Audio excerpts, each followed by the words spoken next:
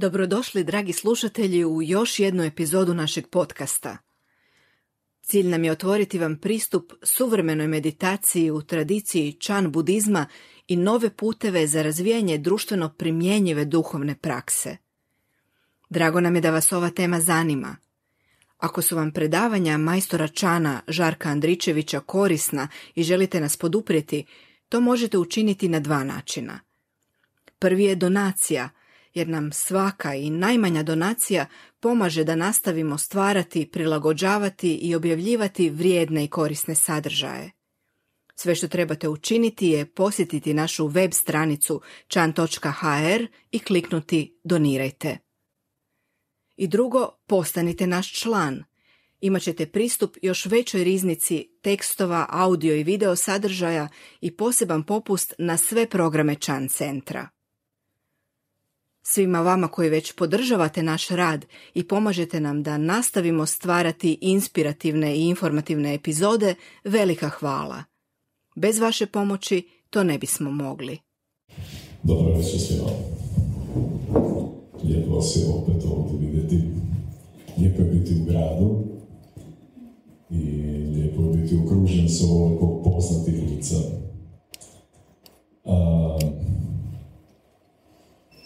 Pa ne znam da li ne nešto preostalo se reći nakon ovog jako lijepog uvoda kojeg je Karmena držala. No doista ova tema koju smo odabrali za večeras, dakle kako plivati u vodama kompeticije, nije nasumična, nije slučajna. Možda je nekim od vas čudno kako je budizam i Chan ima veze sa kompeticijom. No, iz ovog uvoda koji je Karen ovdje sada rekla, a iz činjenice da se zapravo budizam bavi sa ta dva temeljna pitanja. Jedno je ono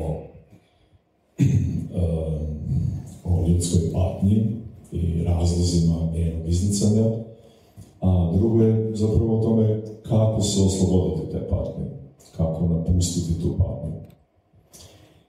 I s druge strane Chan kao škola u kojoj se zapravo u praksi realizira to napuštanje patnje, škola koja se naziva školom uma ponekad,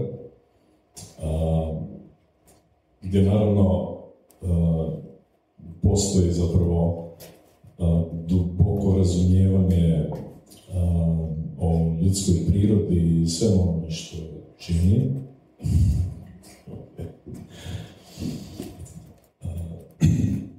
Dakle, nije zapravo čudno da se osvrćemo zapravo na kompeticiju iz budističke perspektive. Hoću zapravo reći da se budizam i Chan bavi svim onim s čim se mi u životu susrećemo i što nam je problematično.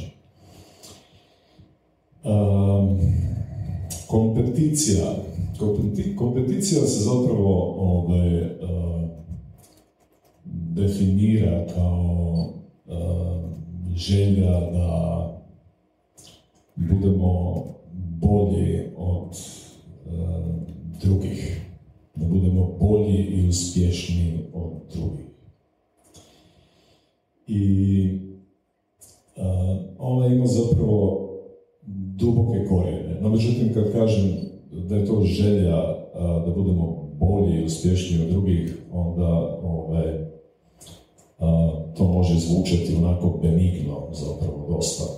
No, međutim, činjenica je da kompeticiju prati često agresivnost, želja za dominacijom nad drugima i čitav niz nekakvih popratnih negativnih pojava.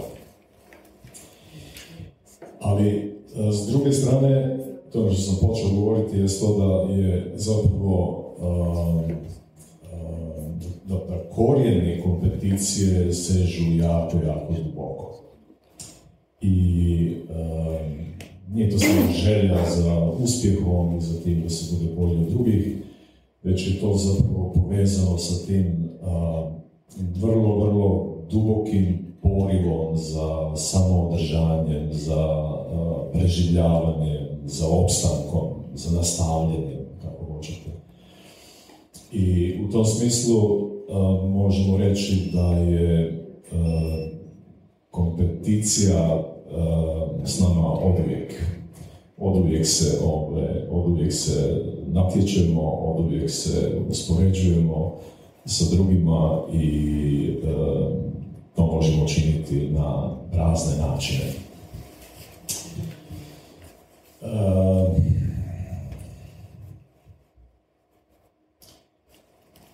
Ja bih rekao da je izravan povod za ovu temu, za izbor ove teme večeras, zapravo taj što je kompeticija doista prisutna u svim sferama našeg života. Dakle, nalazimo je u obitelji, naročito kod odgoja djece, nalazimo je u obrazovnom sustavu, dakle, postoji među učenicima, studentima i među profesorima također. I nalazimo je također u politici, gdje je prisutna kao onako beskompromisna, bespoštedna borba za vlast i dominaciju na neki način.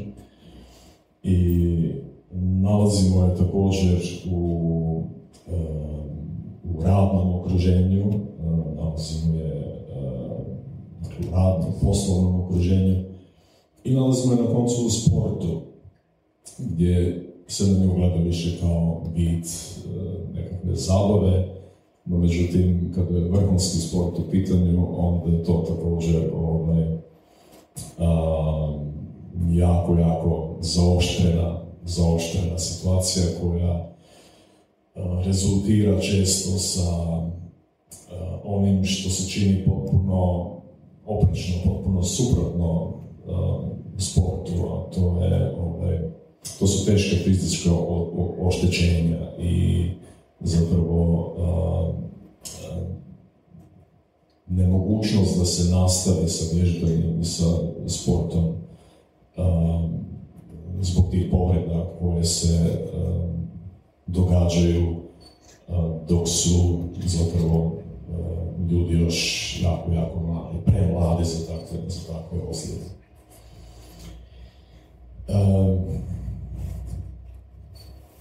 Naravno, postoji i čitav niz drugih područja života gdje je kompeticija također prisutna. Ona na neki način prožima sav naš život. I ono što je zapravo važno ovdje za primijetiti je to da u društvu naprosto prevladava gledište da je kompeticija nešto što je pozitivno, nešto što je korisno. Ona je ta pokretačka snaga, kako se često kaže, koja vodi napretku kako pojedinca, tako i društva u cjelini. I upravo poradi tako snažno prisutne kompeticije u svim ovim područjima s jedne strane, a s druge strane poradi čitavog niza negativnih učinaka koje kompeticija ima na fizičko zdravlje, na mentalno zdravlje, na međuljudske odnose, na kvalitetu života uopće, smo mi odabrali ovu temu, večeras da nešto kažemo. Jer naime to zna proći dosta nezapaženo. Naravno, ljudi koji osjećaju na vlastitoj koži, da tako kažem, negativne posljedice kompeticije, znaju o čemu ovdje govorim. Ja? Dakle, bilo koje od ovih okruženja koje sam spomenuo da uzmemo, ali recimo uzmemo ono poslovno, onda je nevjerojatno izražen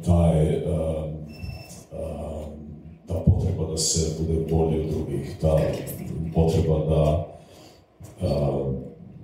budemo produktivniji, da budemo konkurentniji, da budemo uspješniji.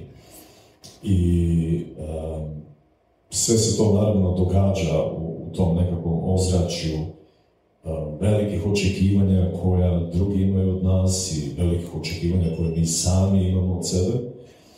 I ta očekivanja bi trebalo ispuniti u relativno prekratkom vremenu najčešće, što naravno da stvara ogroman pritisak. I taj pritisak nije se lako nositi sa tim pritiskom i u takvim uvjetima naravno stradavamo mi sami, ali i svi oni koji surađuju s nama na takav način. Dakle, čitava ta klima, to ozračje, koliko god s jedne strane se može činiti da ta snažno izražena kompeticija vuče negdje naprijed i da nas čini produktivnijima, no s druge strane cijena koju svi za to plaćaju je jako velika. A i upitna je zapravo ta učinkovitost i produktivnost također. Jel? I mislim da, ne znam da li je to kod nas slučaj, ali vani na zapadu, u Americi naročito, te poslovne strategije se mijenjaju i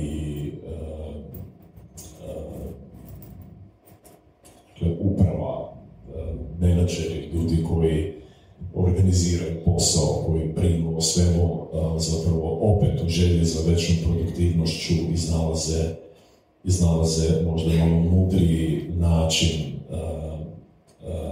na koji bi njihovi zaposlenici trebali zapravo obavljati svoj posao. Ne?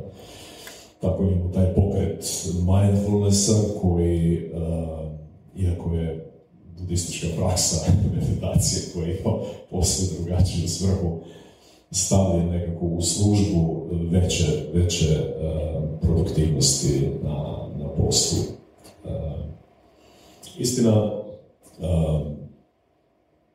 uz tu praksu je moguće ostvariti veću produktivnost, a moguće je činiti da se otklone te negativne posljedice kompeticije u izvisnoj mjeri. No, međutim, upitna je u stvari primjena te prakse u takvom okruženju, na takav način, sa takvim ciljevima. Ono što čini mi se nekako postaje i jasno kada govorimo o tako snažnom prisustvu kompeticije je to da postoji ta nekakva društveno-ekonomska klima koja ju zapravo potiče i zagovara. A potiče ju i zagovara zapravo kroz određeni sustav vrijednosti koji nam se nameće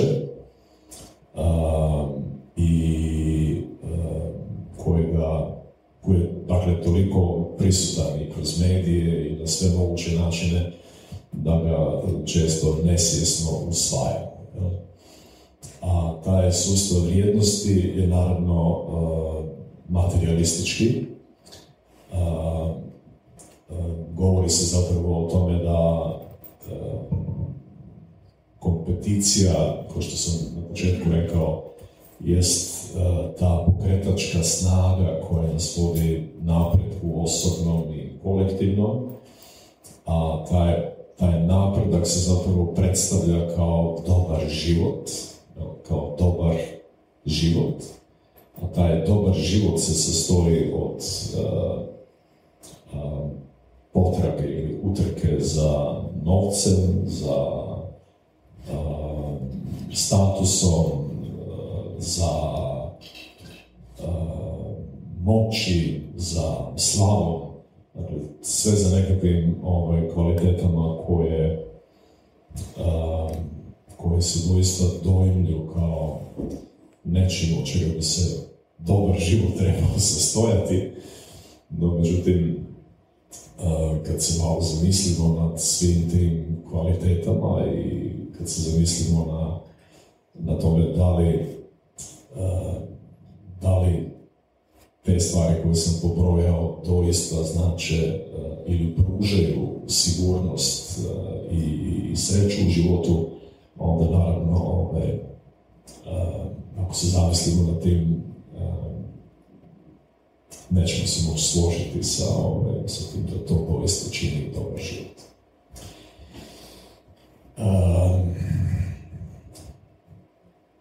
Meni se čini da je zapravo to što čini dobar život potrebno nanovo promisliti.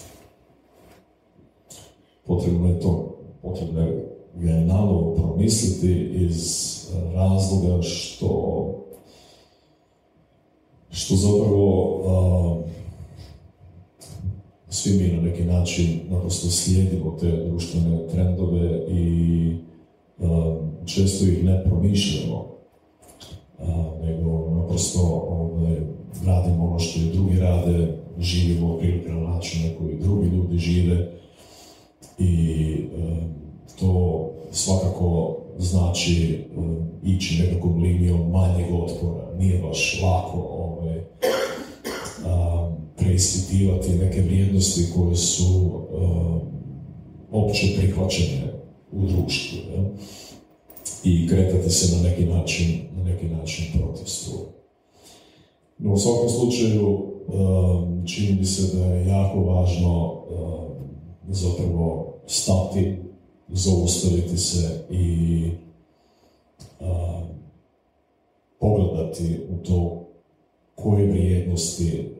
za koje vrijednosti se mi sami u životu zalažemo i vidjeti u kojem se smjeru krećemo i da li je to nešto što nas ispunjava, da li je to nešto što nas zadovoljava.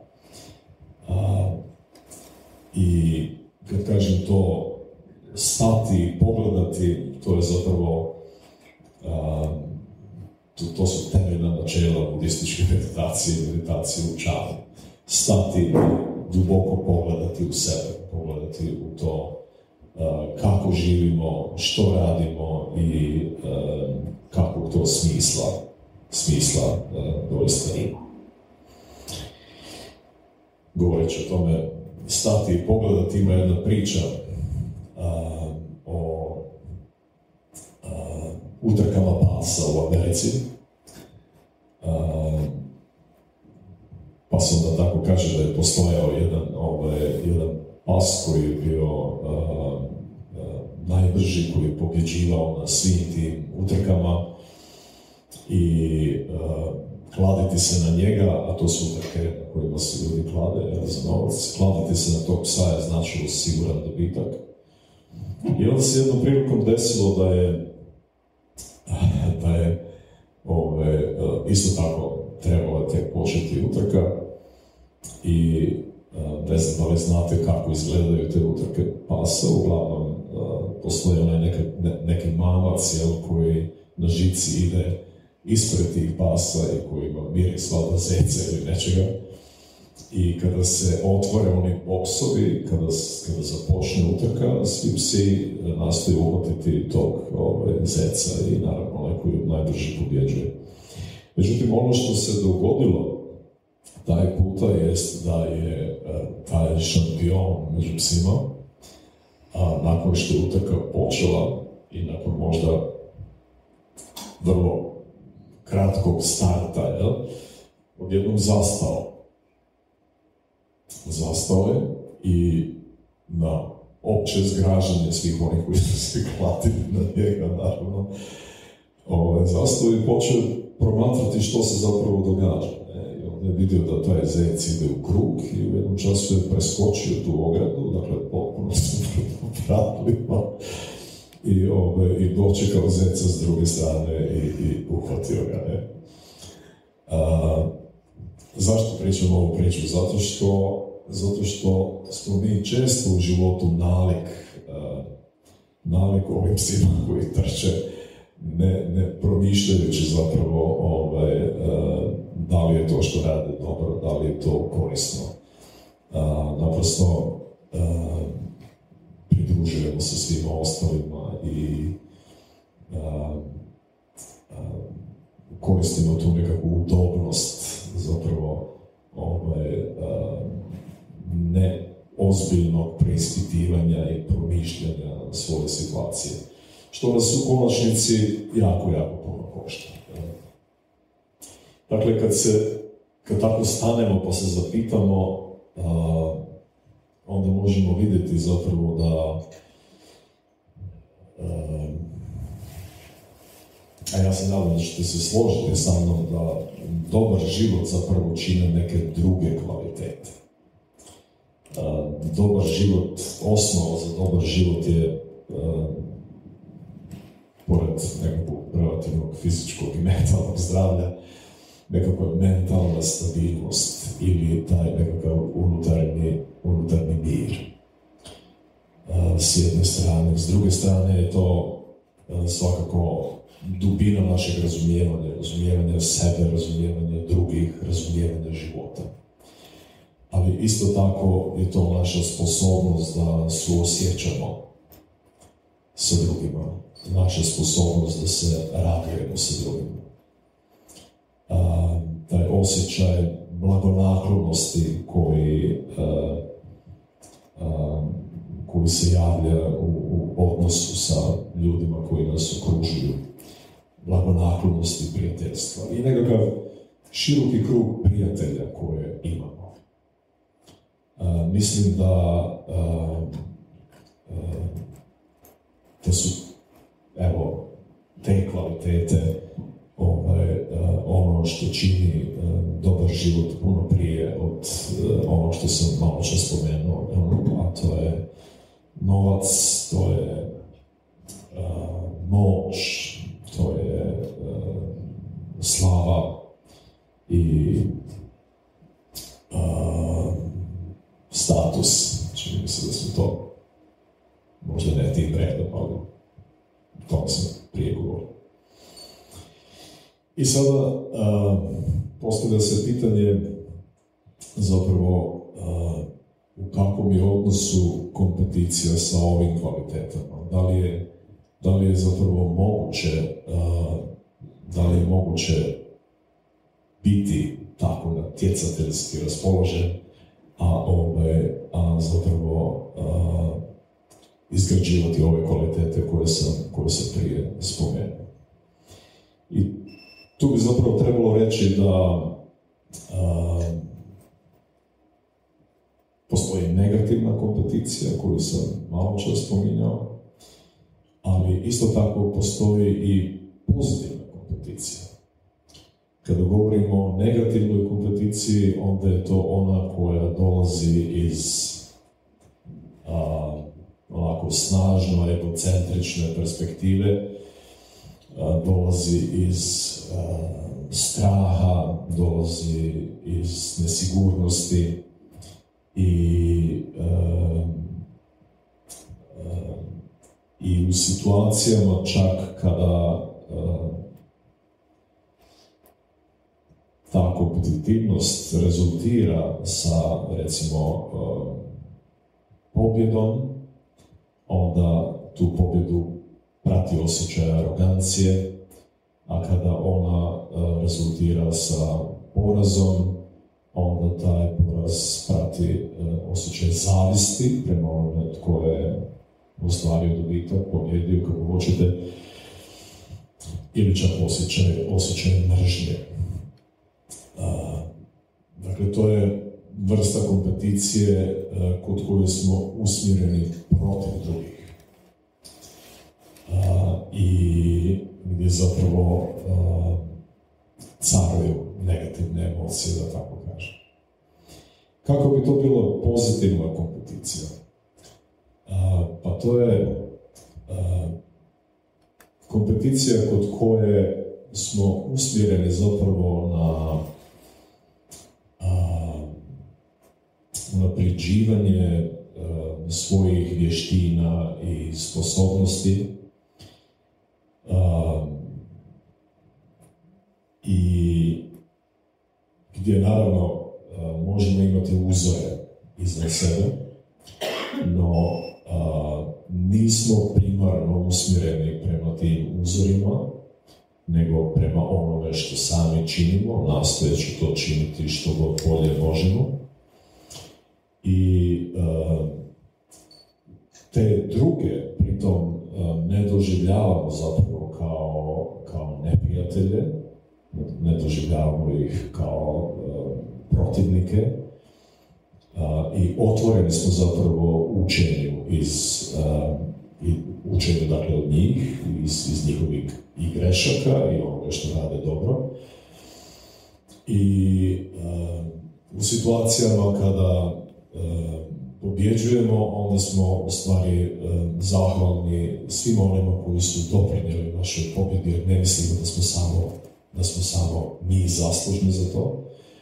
A u situacijama kada gubimo, sposobni smo se radovati tuđoj sreći. Ovo možda nevjerojatno zvuči. ali evo, toliko je drugačija ta pozitivna kompeticija od ove negativne. I to je onako općenito što bih ja o kompeticiji mogao reći. Naravno, ona je nezaobilazna u životu. I naprosto uspoređujemo se, svi se uspoređujemo jedni sa drugima i ljudi su različiti smo, nismo isti. I to uspoređivanje često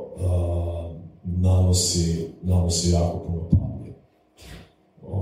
Nismo uvijek sretni sa onim što nalazimo kada se uspoređujemo. No, međutim, važno je zapravo u odnosu na nas same da nekako potičemo sebe na tu nekakvu promjenu na bolje. Malo što sam rekao da se to odnosi na usavršavanje svojih vještina i sposobnosti. To je situacija u kojoj se uspoređujemo sami sa sobom, kod koje ne bi trebali biti odveć kritični prema sebi. Dakle, polazišna osnova za tu vrstu kompeticije je prihvaćanje sebe i naprosto želja da taj svoj potencijal, te svoje latentne sposobnosti, da tako kažem, razvijemo do kraja. Ono što se također da primijetiti kod kompeticije jest zapravo ta silna usmjerenost na cilj. I ako se radi o toj negativnoj kompeticiji, onda često tu niti fair play nije opcija. Ljudi se služe svim i svačim da bi ostvarili te svoje cilje. Iz ove druge perspektive, pozitivne kompeticije, u redu je imati ciljeve, u redu je znati što želimo ostvariti, u redu je imati planove pred sobom, no međutim, jednom kada su nam ti ciljevi jasni, onda je jako važno usmjeriti se na sam proces. i potpuno se posvetiti tom procesu. I u tom posvećivanju procesu mi zapravo prestajemo biti iznutra podijeljeni, nadilazimo nekako taj unutarnji jaz kojeg inače naravno imamo i stvaramo kada smo usmjereni na ciljeve, što zapravo čini da taj posao koji obavljamo cijelim svojim bićem, da ga obavljamo na najbolji mogući način i da istovremeno njegujemo svoj um i pritom ne kvarimo barem odnose sa drugim ljudima koji nas okružuju, a to i stvara nekakvu pretpostavku da i te odnose također unaprijeđuju. I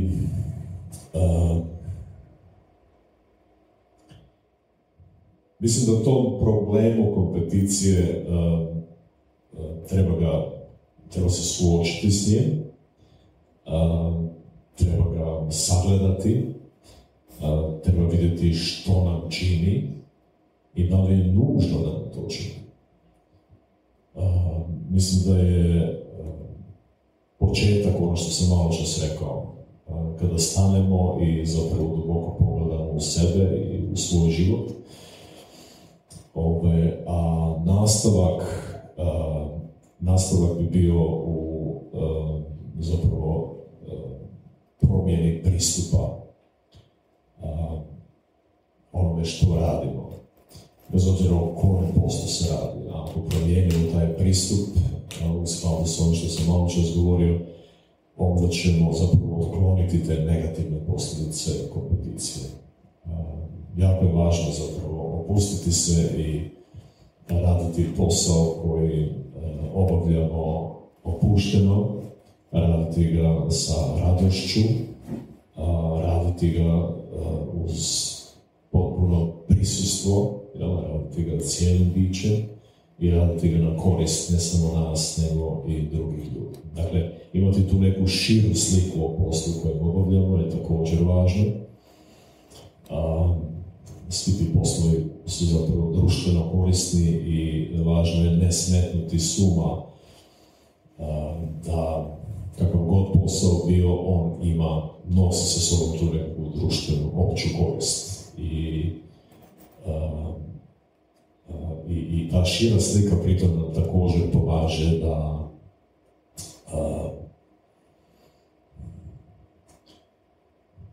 budemo opušteni, da budemo radosni dok radimo i da posao obavljamo bolje nego što bi to inače bio slučaj. I da tako pozitivno utječemo na sebe i na svoju radnu okolinu i na sve druge ljude.